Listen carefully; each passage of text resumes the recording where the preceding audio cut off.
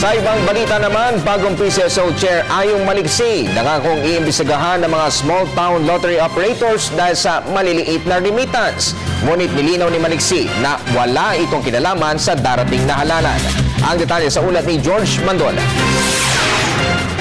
Bagong chairman ng Philippine Charity Sweepstakes Office si dating Cavite Governor Ireneo Ayong Maliksi. Hindi daw siya naupo sa PCSO para mangolekta ng pondo para sa Liberal Party sa 2016 elections. Walang ganoong pakiusap ang Pangulo at kahit niya sabihin sa akin yun, alam mo naman, miskin ako nasa politika sa Cavite, hindi ako namimili ng mga tinutulungan . Kahit kalaban ko sa politika at tinutulungan ko, basta tama yung kanilang pinapakiusap sa akin. Pero unahin na Maliksi ang pag-iimbestiga sa mababang remittance ng mga small town lottery operators. Ipinangtapat ang STL sa Hueteng, subalit sa kabila ng malaki daw ang kinikita nito, maliit pa rin ang nairiremit na porsyento para sa PCSO.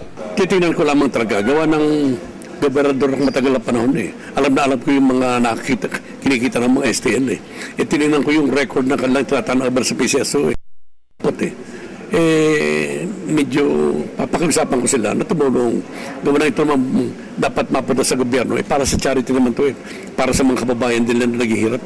Kabilang sa ayusin ito ang koordinasyon ng mga ospital kung saan nagpapagamot ang mga tinutulungan ng ahensya. Marching order sa ating Pangulo, talagang kailangan may padama natin sa ating mga kababayan, lalo na sa mga nangangailangan, yung mga mahirap, na yung PCSO hanggang talagang tumugon sa abot na makakaya para matulungan yung mga marginalized ng kababayan natin.